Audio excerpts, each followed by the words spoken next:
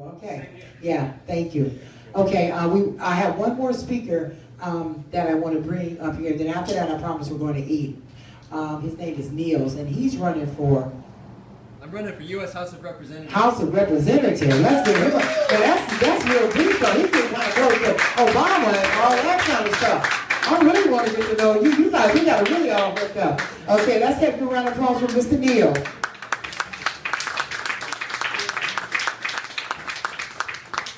Beautiful. Thanks to Crystal and thanks to the whole family at Ties and everybody who's here.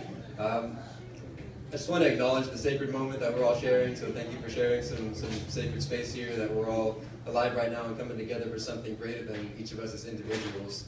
And it's a beautiful thing to see people on fire for justice, you know, on fire for the truth, coming together on a Sunday for something beautiful. So that's what I'm here for. And I also want to acknowledge, you know, we're here for a Black History Month event, and you know, I've got some things to say about one of my teachers, and his name's Martin, and that's what I'm here to talk about today. But I want to acknowledge before I even go on that the color of my skin is white, and I just want to, like, you know, put that on the table.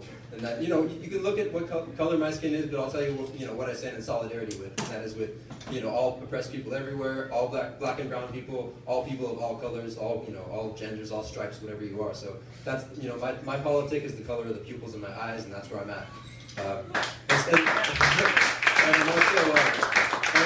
I'm not here to, you know, stump for Congress. I am running for Congress. We can, you know, talk about that later and stuff. But I'm here because I'm a King scholar, and I study with my teacher. And, you know, I'm not an expert in being Black, you know, because I'm not.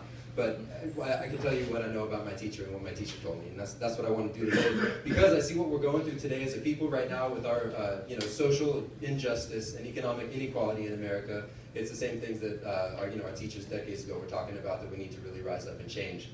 So, you know, I see Martin Luther King as this great figure that a lot of people, we know about or we think we know about, but often his legacy is sanitized and whitewashed, and, you know, we're taught that there was this man who had a dream and we achieved, you know, the Equal Rights and Voting Rights Act, and that's it.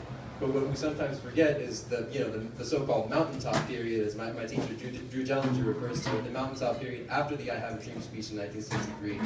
You know, after the nation, you know, celebrates this great moment of victory with the Voting Rights Act, then we see these next couple of years up until his martyrdom, where he's really coming out against the Vietnam War. He's coming out as an environmental thinker. You know, he says, it's great to drink milk at an integrated lunch counter, but not when it's poisoned with strontium-90.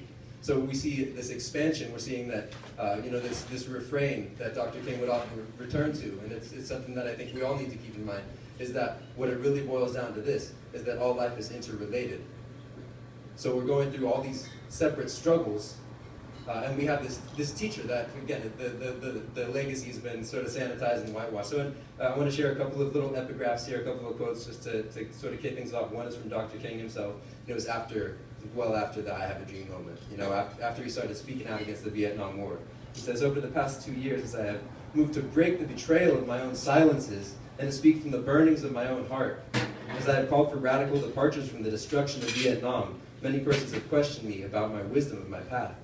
At the heart of their concerns, this query has often loomed large and loud. Why are you speaking out about war, Dr. King? Why are you joining the voices of dissent? Peace and civil rights don't mix, they say. Aren't you hurting the cause of your people, they ask?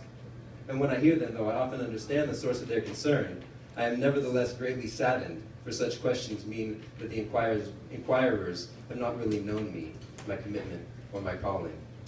And so that's from 1967. The next epigraph that I'll share is from Dr. Cornel West, author of Black Prophetic Fire, I believe one of the you know, great you know, human beings of integrity in America today, who's carrying that torch of Black Prophetic Fire and you know, Martin Luther King's wisdom forward, says, Martin Luther King Jr. is not an isolated icon to be put on a pedestal and registered in some museum for us to view him as a spectacle. He is part of a tradition. Martin Luther King and Fannie Lou Hamer and Ella Baker and Malcolm X, they all go together. And that's the way he would want it. He would want to resist the